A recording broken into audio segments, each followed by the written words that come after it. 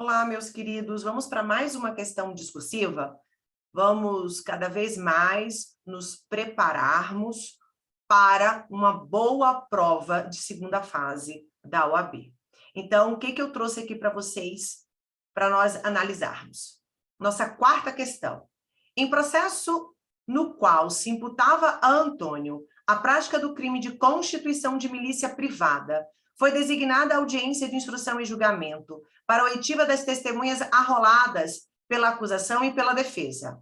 No dia da audiência, as testemunhas de acusação não compareceram, determinando o magistrado, por economia processual, a oitiva das testemunhas de defesa presentes, apesar de o advogado de Antônio se insurgir contra este fato. Olha só. Na ocasião, foram ouvidas 3 testemunhas de defesa, dentre as quais Pablo, que prestou declarações falsas para auxiliar o colega nesse processo criminal. Identificada sua conduta, porém, houve extração de peças ao Ministério Público, que em 9 de abril de 2019 ofereceu denúncia em face de Pablo, imputando-lhe a prática do crime de falso testemunho na forma majorada. No processo de Antônio, foi designada nova audiência de instrução e julgamento, ocasião em que foram ouvidas as testemunhas de acusação. Novamente, Pablo, a seu pedido, prestou declarações, confirmando que havia mentido na audiência anterior, mas que agora contava a verdade, o que veio a prejudicar a própria defesa do réu. Com base nas declarações das testemunhas de acusação e nas novas declarações de Pablo, Antônio veio a ser condenado. Pablo, por sua vez, em seu processo pelo crime de falso testemunho, também veio a ser condenado, reconhecendo o magistrado a atenuante do artigo 65, inciso 3, a linha B do Código Penal. Considerando as informações narradas, responda na condição de advogado de Antônio e Pablo. A. Qual argumento de direito processual poderá ser apresentado por você para desconstituir a sentença condenatória do réu? Justifique. B. Qual argumento de direito material, então direito penal, a ser apresentado pela defesa técnica de Pablo para questionar a sentença condenatória? Justifique. Bem, quanto à pergunta da letra A, o que a gente pode aqui analisar? Argumento de direito processual que nós deveríamos falar aqui era a violação do artigo 400 do CPP, a ordem na oitiva das testemunhas. O artigo 400 do CPP trouxe-nos a ordem da oitiva das testemunhas. Primeiro, as testemunhas a serem ouvidas são as arroladas pela acusação. Depois, são as arroladas pela defesa.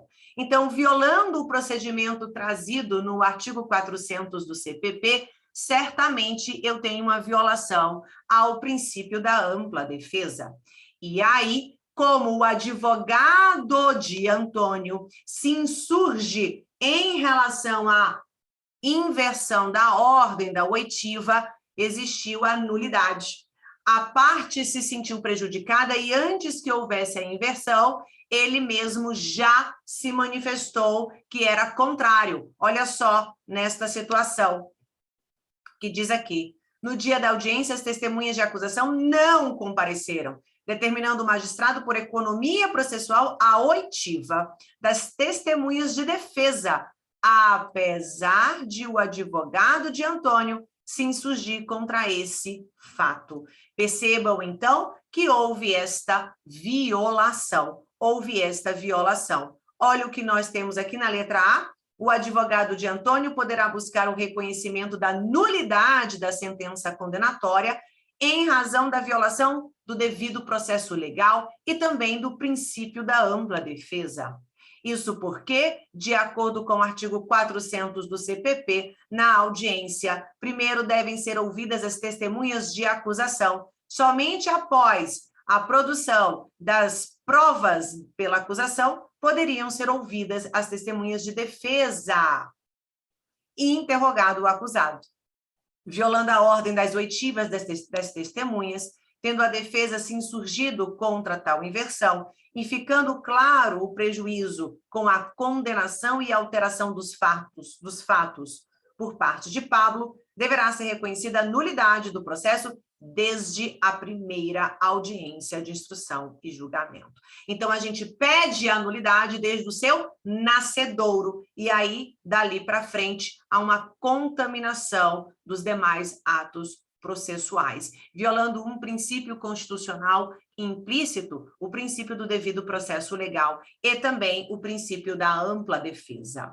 A letra B está falando qual o argumento de direito material a ser apresentado pela defesa técnica de Pablo, o que mentiu, para questionar a condenação. Lembrem que ele foi aqui condenado pelo crime de falso testemunho e o juiz aplicou a atenuante do artigo 65, inciso 3, a linha B do Código Penal. Então, o que vocês deveriam argumentar? Que quanto ao direito material, nós deveríamos apresentar na defesa técnica de Pablo que houve uma causa que extinguiu a punibilidade de Pablo, uma vez que ele se retratou do falso testemunho antes de existir a condenação no crime em que ele mentiu, em que ele faltou com a verdade. O artigo 342, parágrafo 2º do Código Penal, nos traz esta causa extintiva de punibilidade, quando aquele que mentiu em processo criminal, por exemplo, se retrata antes de haver a condenação no processo em que ele praticou o crime de falso testemunho. E é o que aconteceu no presente caso. Sendo assim, não deveria existir condenação, não deveria existir esta atenuante, muito menos um arrependimento posterior do artigo 16, porque existiria algo mais benéfico, que seria a extinção da punibilidade de Pablo. Olha só, aqui na letra B, vocês poderiam responder que a conduta de Pablo, em audiência de instrução e julgamento de processo criminal, fazer afirmação falsa contra a testemunha, a princípio, como testemunha, a princípio, configura o crime realmente imputado. Artigo 342, parágrafo 1º do Código Penal. Ocorre que, até como forma de incentivar a retratação e diminuir os prejuízos causados no processo, o legislador previu o 342, parágrafo 2º do Código Penal, que diz o seguinte: se o agente se retrata ou declara a verdade, olha só o período, antes da sentença ser proferida no processo em que ocorreu o ilícito, o fato deixa de ser punível, ou seja, o 342, parágrafo 2º, traz uma causa que extingue a punibilidade, desde que ele se retrate antes da condenação no processo em que ele mentiu.